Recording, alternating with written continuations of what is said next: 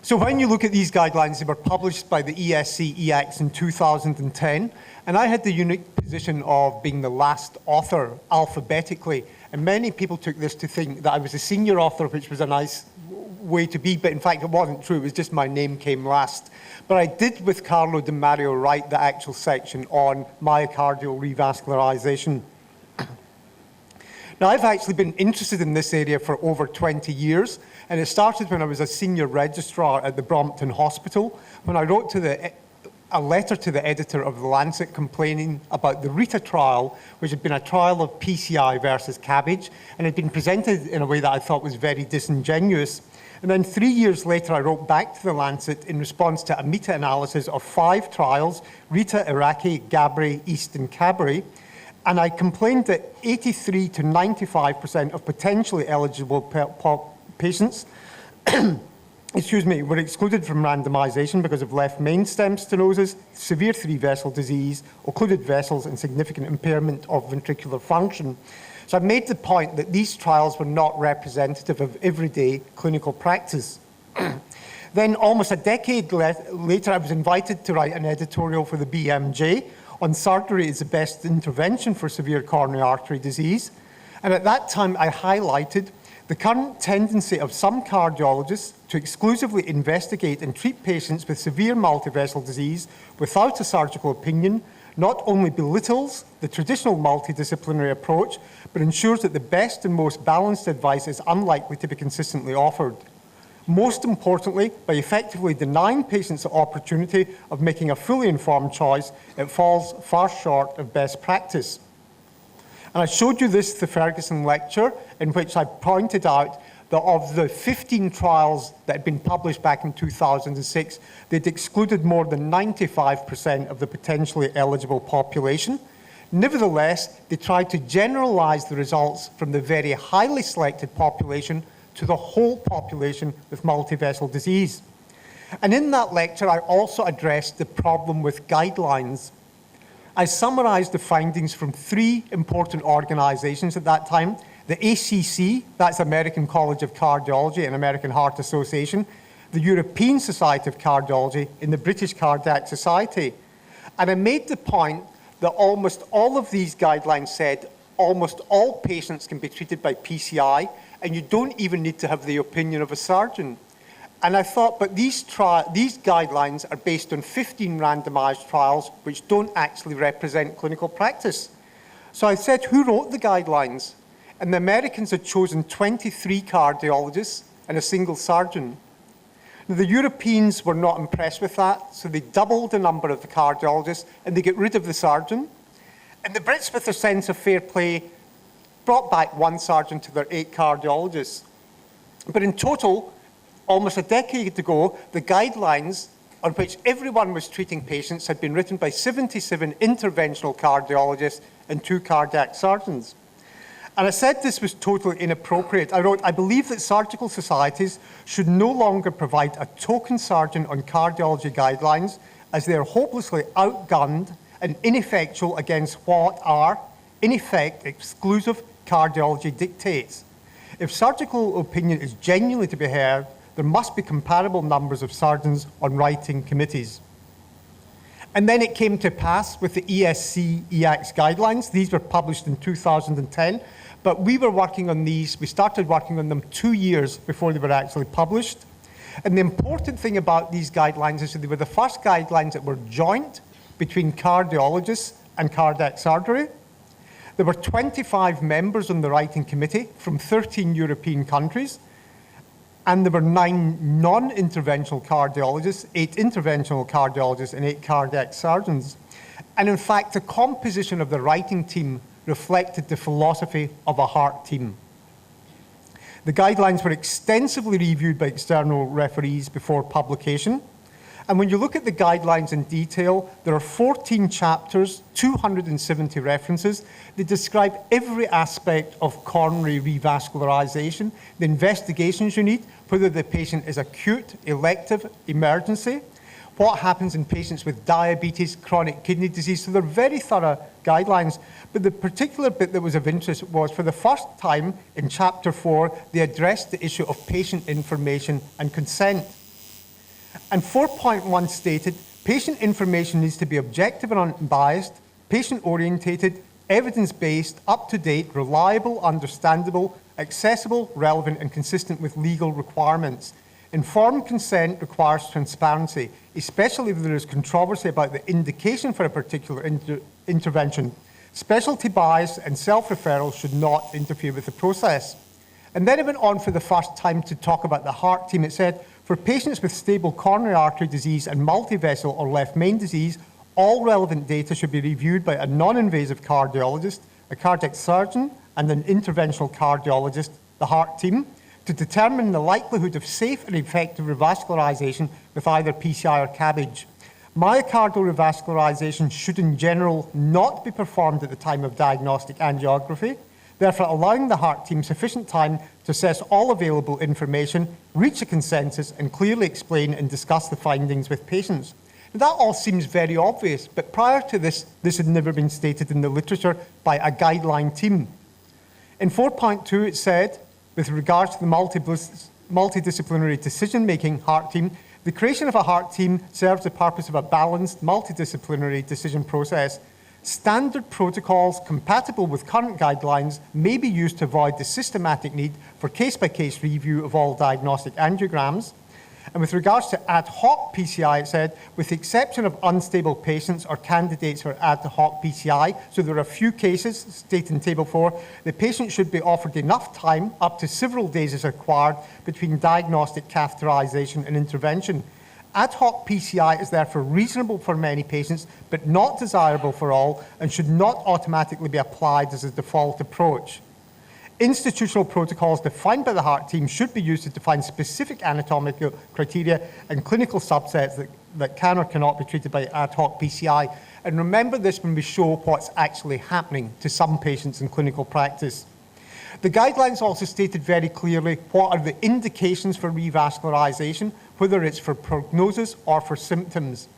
For prognosis, there were certain subsets of coronary artery disease by anatomy: left main greater than 50%, any proximal LED greater than 50%, 2 or 3 vessel disease with impaired LV function, proven large area of ischemia greater than 10%, and single remaining patent vessel with greater than 50% stenosis. All were class 1 indications. Notice that one vessel disease without proximal LAD and without greater than 10% ischemia is a class 3 indication for any intervention. In other words, you shouldn't do it. It also pointed out that if you're telling a patient you're operating for prognosis, there must be documented ischemia or fractional flow reserve with less than 0.8 for an angiographic diameter stenosis, 50 to 90%. And the indications for operating for symptoms were straightforward. It was patients with angina or angina equivalent who remained symptomatic despite optimal medical therapy. So the Table 9 was the one at the time that caused considerable controversy. But people misunderstood this table because the first thing it states are that the indications for Cabbage versus PCI are in stable patients with lesions suitable for both procedures and a low predicted surgical mortality. So immediately, this does not refer to high-risk patients or patients with contraindications to Cabbage.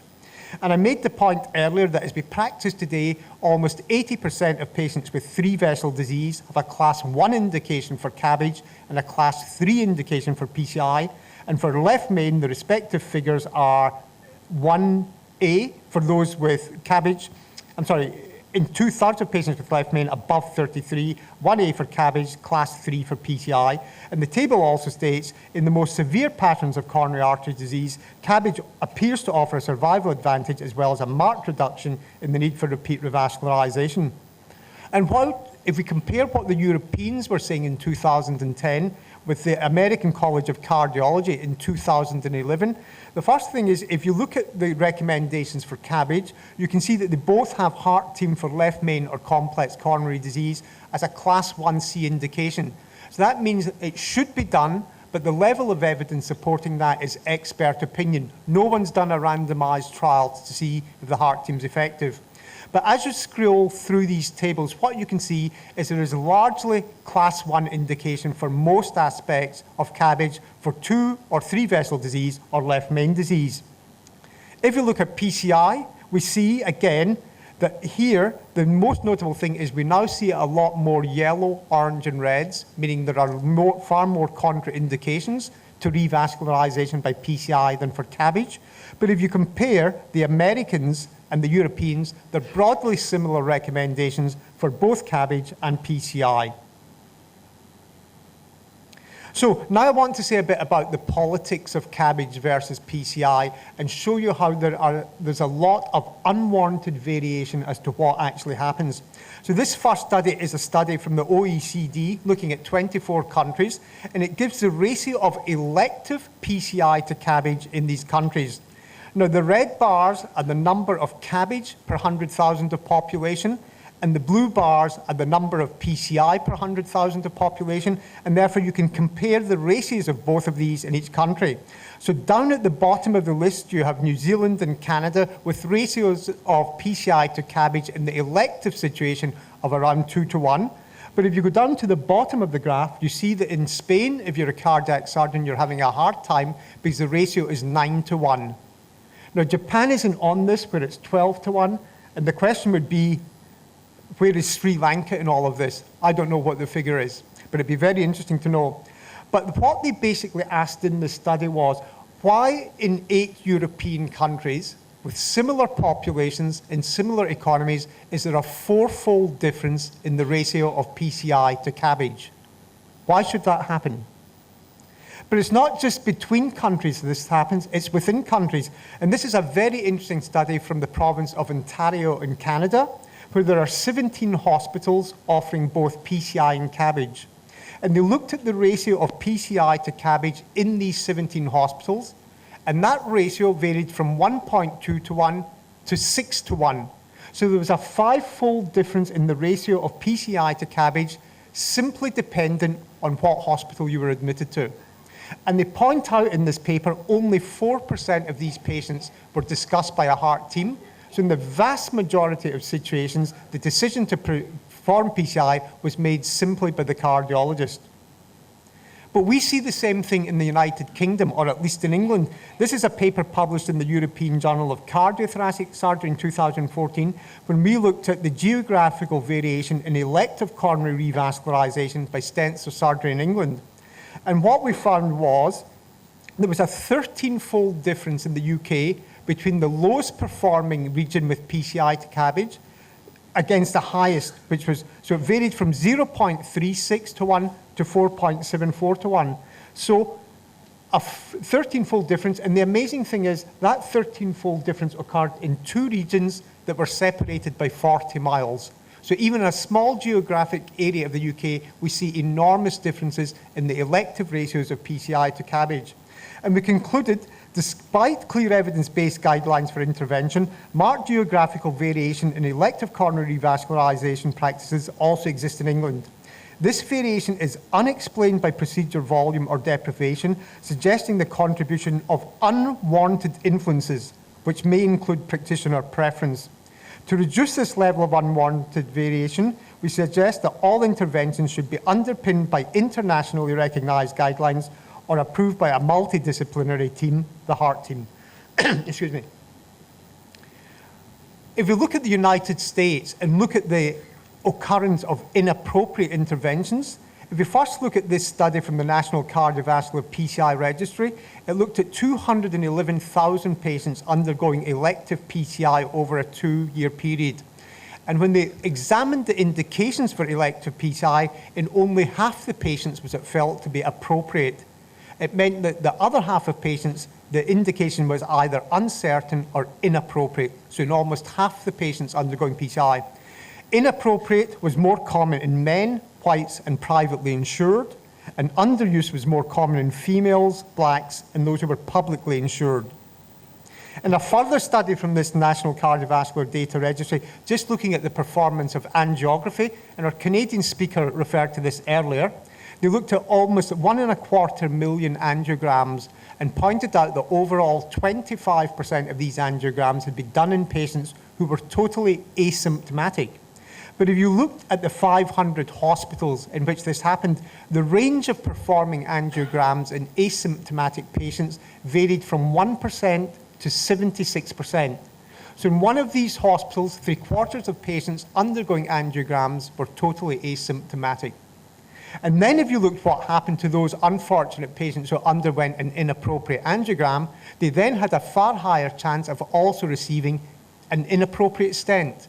So there was a strong correlation between having an inappropriate angiogram and then also being inappropriately stented. If we look at what happens in cath labs, when a cardiologist makes a decision by themselves, we can see that the patient is likely to receive the wrong treatment.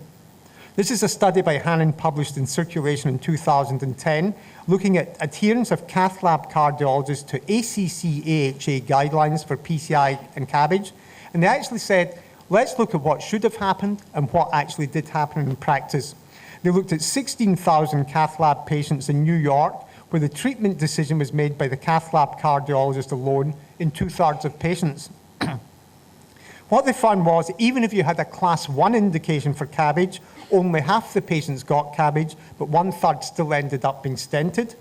On the other hand, if you had a class 1 indication for PCI, 94% of patients got PCI. And if there was true equipoise between Cabbage and PCI, 5% of patients get Cabbage, 93% get PCI.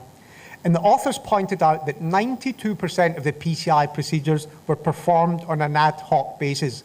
In other words, they were performed immediately after the diagnostic catheter, before the patient really had time to consider what their options were.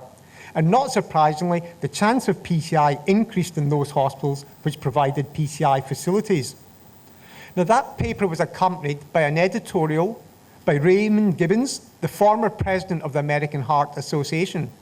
And what he wrote in his editorial was, a final potential explanation, and in my view the most concerning, is that these recommendations for PCI in patients indicated for Cabbage reflect a grow the business and make it up in volume mentality in response to declining reimbursement rates. There are compelling financial incentives for cardiologists performing intervention to do more procedures, even when the patient might be better treated with Cabbage. And then he went on and asked the question, should surgical consultation be encouraged, as suggested by the authors? And he responded to himself saying, in such patients, surgical consultation should be considered, but not mandated. But if you go back to what he wrote in his last paragraph, then this does not make sense. Of course these patients should be given a surgical option. And again, they emphasized that there was overuse of ad hoc PCI, saying for patients in stable condition, we should consider less ad hoc PCI. So we looked, myself and one of my colleagues, at what was happening in the literature in terms of patients understanding consent. And we looked at 10 studies of almost 1,500 patients where the patients were interviewed after they'd received PCI or Cabbage to ask them what the point of the procedure was. And if you look at the patients who understood the procedure was to improve angina, this was recorded by 80% of Cabbage patients and 60% of patients undergoing PCI. But it's also noteworthy that 80% of PCI patients said that PCI would extend their life expectancy and prevent further myocardial infarction. These are two things we know PCI definitely does not do. But 80% of the patients thought that's why they had had the procedure. And if you ask the patients who were offered alternative treatments, 2/3 of Cabbage patients were offered this, but only 15% of PCI patients with multivessel disease were even given the option of a bypass operation. So this shows that there is widespread misunderstanding of the rationale for PCI, and that, as I said, there was no need for a surgical opinion in 85% of patients, but this kind of data underpins the importance of delivering information to patients by a heart team rather than an individual doctor. But things have got even worse then. Since then, this is a paper published in the BMJ in 2014. It looked at 990 elective patients in 10 of the most prestigious US hospitals who had undergone elective PCI. And the patients after elective PCI were then interviewed and asked why they had undergone the procedure. Now, almost 90% of the patients said it would save their life, and we know this is completely not the case for PCI. Almost 80% of patients said it would prevent further myocardial infarctions. Completely wrong. Almost 80% of patients said PCI would extend their life expectancy. Again, completely wrong. In fact, what was interesting was 70% of patients said PCI would improve their symptoms, and that was correct. But as the authors pointed out, only 1% of the total population said the only reason they'd had PCI was to improve symptoms. 1% of these patients got it right as to why they had undergone a stenting procedure. And notice that almost 40% also thought they'd undergone an emergency procedure, although these were all elective. So when you have this scale of misunderstanding of what patients are undergoing, this is absolutely obscene. But it is what happens when information is provided to patients by an individual doctor rather than a heart team approach. And why does this happen? This is a paper published in JAMA in 2014, in which the cardiologists giving information to the patients about the benefits of PCI agreed to have the information taped, and they were then analysed subsequently. And in these taped interviews, the benefits of PCI were only accurately explained to the patient by an experienced cardiologist in 5% of the situation, but it was overstated in almost half the patients, explicitly in 13%, or implicitly in 35%. So this shows the scale of misinformation presented to patients. And we addressed this again in this paper published in the European Heart Journal, the rationale for the heart team decision-making for patients with stable complex coronary artery disease. We again outlined the evidence basis for both PCI and Cabbage in multivessel and left main, but drew attention to the documented unwarranted variations in the ratio of PCI to Cabbage, the documented inappropriate use of investigations and interventions, and the documented poor patient understanding of the rationale for their treatment. And we also again highlighted that if you look at the use of inappropriate or uncertain interventions, this has been recognized for well over 2 decades, but it's still ongoing. And in the 2 recent papers of PCI, about 15% of the patients had a completely inappropriate intervention, but also in the almost 50% of patients, there was no clear documentation as to why the patient had actually received the intervention. When you look at Cabbage patients, this is far less common. Only 1% of patients were found to have undergone an inappropriate Cabbage operation, and the inappropriate use of Cabbage was 9%, but that was mainly because patients who should have been getting Cabbage were not getting it. So in 2010, when I was president of the British Society of Cardiothoracic Surgery, along with Roger Boyle, the heart czar, Mark de Belder, the president of the British Cardiac Intervention Society, and Keith Fox, the president of the British Cardiac Society, wrote this editorial in Heart, looking at all this evidence, and we said, we believe that the collaborative evidence-based approach of the new ESC-EACTS guidelines offers a more transparent and robust management for all patients with coronary artery disease, which promotes real patient choice and genuine informed consent. Not only does the MDT approach serve the best interests of patients with coronary artery disease, as it does for cancer patients, but it also enhances and safeguards the interests of doctors. Doctors who have followed recommended guidelines are more likely to be able to defend their treatment recommendations and strategies than those who do not, if the treatment is subsequently challenged by patients, their relatives, or other external parties. We endorse the guidelines and recommend that they become a standard by which we define and optimize best practice for patients and clinicians.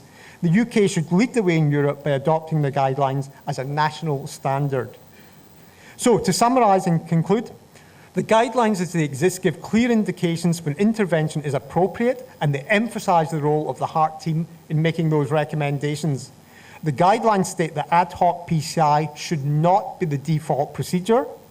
The guidelines also recommend that you can use institutional protocols based on the guidelines to avoid the systematic need to review every elective case.